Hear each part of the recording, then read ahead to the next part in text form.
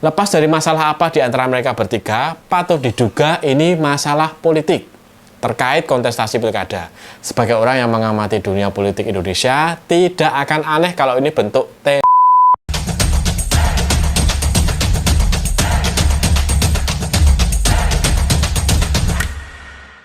Setelah sebelumnya viral video Kapolda Jateng yang menolak salaman dengan Pak Rambu Andika, diikuti dengan pejabat gubernur Jateng yang cuma menungkupkan tangan di dada, kini beredar video tentang surat perintah Kabid Humas Polda Jateng kepada seluruh jajarannya.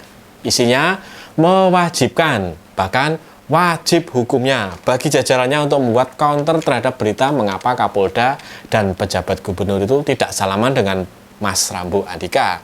Jelas ini ada keanehan. Penting banget ya memberitakan cuma masalah berjabat tangan ke seluruh dunia. Kan tinggal telepon aja ke Mas Rambu Andika, minta maaf, beres. Apalagi kalau itu tidak sengaja beneran. Pastikan enteng saja untuk menghubungi Mas Rambu gitu loh. Kecuali kalau memang hubungan tidak baik-baik saja. Penyebabnya bola. Tapi secara umum, orang normal lebih percaya gesturnya Pak Andika, Mas Rambu kita. Lebih tulus, humble, membumi, rendah hati. Padahal beliau itu mantan Panglima TNI loh. Buktinya Pak Andika yang mengajak bersalaman. Lepas dari masalah apa di antara mereka bertiga, patut diduga ini masalah politik terkait kontestasi pilkada. Sebagai orang yang mengamati dunia politik Indonesia, tidak akan aneh kalau ini bentuk genderang perang dari seorang polisi aktif tentang ketidaksetujuannya pada Pak Andika sebagai Cagup Jateng, dengan berbagai alasan tentunya. Ini juga kode tersamar bagi orang-orangnya kalau Kapolda dan PJ Gubernur tidak akan memilih Andika. Siapa orang-orangnya ini? Bisa diduga barisan panjang relawan. Apalagi belakangan ini banyak kejadian kalau relawan dari rombongan Kim beralih mendukung calon-calon dari PDIP. Dan Lutfi yang selalu di-endorse Mulyono itu bagian dari Kim. Ingat itu. Kode tersebut juga berlaku untuk jajaran kepolisian. Siapa tahu loh, ini artinya peluit untuk menggerakkan mereka. Siap melakukan pekerjaan senyap seperti pasang baliho, gerilya bansos, atau mungkin lebih jauh lagi, intimidasi aparat desa. Konon kabarnya seperti itu. Wajar kita semua berpikir begitu karena bukti begitu banyak. Mulai dari video-video yang tersebar sampai adanya banyak orang berbadan tegap, berambut cepak, berpakaian sipil di antara kegiatan-kegiatan relawan. Ini jelas menimbulkan kecurigaan. Polisi memang namanya sering kurang baik di masyarakat. Tidak heran bila banyak kejadian aneh, masyarakat sering spontan mengaitkan polisi ada di belakangnya. Walaupun itu sama sekali tanpa bukti. Termasuk misalnya kejadian mati mendadanya sekelompok orang. Walaupun jelas-jelas karena tenggelam di sungai, ada saja yang mengaitkannya tentang teror yang dilakukan oleh polisi. Reaksi masyarakat itu bukan tanpa akar. Di era Orde Baru, pernah ada operasi Petrus, penembak misterius. Kala itu kepolisian masih bagian dari Angkatan Bersenjata Republik Indonesia atau ABRI, yang kini disebut TNI. Penanggung jawab Petrus memang Panglima Angkatan Bersenjata, namun operator di lapangan adalah polisi.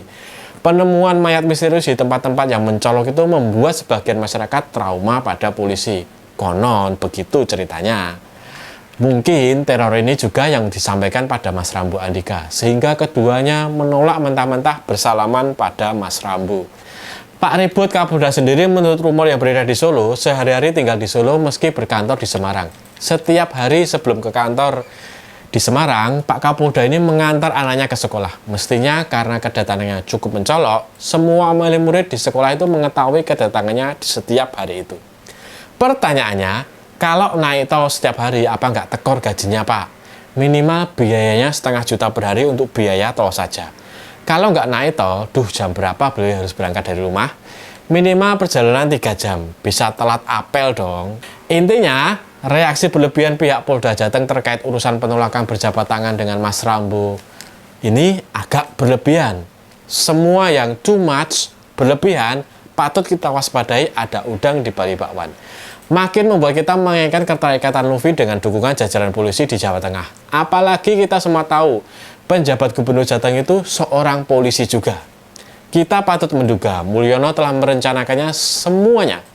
Mengadali Jateng biar lepas dari banteng dengan menggunakan jalur polisi. Mungkin bahkan seluruh Indonesia jaringan polisi digunakan oleh Mulyono. Sejak 2019, Tito yang pensiunan polisi sudah ditunjuk menjadi Mendagri. Hebatnya, kubu Andika Hendi kelihatannya santai ya. Tidak takut sedikit pun, termasuk juga tidak takut dengan teror kubu Lutfi yang menggunakan 7 jenderal dalam tim pemenangannya. Andika Hendi justru menunjuk kalangan sipil biasa sebagai tim pemenangan. Ketuanya Umar Wahid, adik kandung Gus Dur. Dalam tim juga ada Gunawan Muhammad, barisan tokoh-tokoh sipil. Andika Hendi terlihat benar-benar penegak demokrasi, membangun civil society.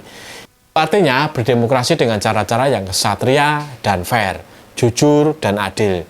Enggak selintutan, enggak main belakang dengan mengerahkan aparat, bilang setia sama partainya, tapi diam-diam malah calonnya partai lain. Dan tanpa malu tidak keluar dari partai tersebut. Nama Gunawan Muhammad yang mantan pemimpin redaksi Tempo sekaligus budayawan yang menjadi salah satu penggerak reformasi 98 adalah sebuah jaminan. Jaminan bahwa Andika Hendi di jalan yang benar, memperjuangkan yang benar, nilai-nilai yang benar seperti kesejahteraan yang merata. Dan tentu saja berpihak pada masyarakat tanpa pandang bulu, bukan pada kepentingan oligarki. Bagaimana dengan Umar Wahid? Kalau kita kaitkan dengan Gus Dur, sekali lagi kita tahu Gus Dur adalah pejuang demokrasi, pejuang keberagaman, dan anti otoritarianisme. Otoritarianisme ini bisa kita artikan dengan sederhana sebagai kepemimpinan totaliter seperti diktator. Mulyono di tahun-tahun akhir disinyalir makin otoriter sejak memaksakan anaknya berpolitik dan memberikan mereka jalan tol. Gus Dur jauh dari sifat otoriter, apalagi sampai membangun dinasti. Anak-anaknya terlihat mandiri, membangun karir sendiri tanpa bantuan Gus Dur. Nama Gus Dur di jajaran tim Andika sendiri menjadi bukti dukungan NU untuk Mas Rambu dan Hendi. Tentu Umar Wahid sendiri, di samping beliau adik Gus Dur dan tokoh NU, beliau seorang dokter dengan sejumlah prestasi. Di Jawa Tengah, nama besar Umar Wahid harum di jajaran orang-orang yang berkecimpung di dunia kesehatan karena prestasi dan dedikasi beliau sebagai pejabat kesehatan. Dalam masa COVID lalu, jajaran kesehatan Jawa Tengah bekerja sama dengan masyarakat melalui program Jogo Tonggo yang diinisiasi Pak Ganjar sebagai Gubernur Jawa Tengah saat itu, terbukti berhasil menangani pandemi. Bukan hanya dalam penanganan penyakit dan pendistribusian vaksin, tetapi juga menjaga ketertiban dan membangun ketahanan ekonomi selama masa pandemi yang sulit itu. Saat banyak orang kehilangan pekerjaan dan ekonomi rontok. Jaringan Jogo Tonggo ini melibatkan berbagai kalangan masyarakat, mulai dari dinas kesehatan, puskesmas, hingga posyandu dan warga biasa. Pemilihan Umar Wahid ini jelas menunjukkan concern kuat Andika Hendi untuk membangun jaringan kesehatan masyarakat langsung sampai ke tingkat personal, memberdayakan potensi masyarakat, menjamin anggaran kesehatan terserap benar-benar sampai ke titik terkecil, yaitu keluarga. Ini yang tidak tersentuh oleh Mulyono dan kelompoknya yang cenderung hanya mengedepankan kepentingan oligarki. Mulyono pernah menjadi presiden yang concern pada keberpihakan dengan wong cilik. Tapi itu sebelum 2019, sewaktu dia masih setia pada partai karena masih ingin dicalonkan untuk pemilu 2019. Setelah itu, dia lepas kontrol yang diistilahkannya dengan tanpa hambatan. Meninggalkan garis partai yang selalu membangun akar di masyarakat sampai level grassroots. Pantesan dia harus diingatkan sebagai petugas partai terus. Emang lupa diri sih dia itu. Itu saja dari saya, kurang lebihnya mohon maaf. Salam POV, Point of View.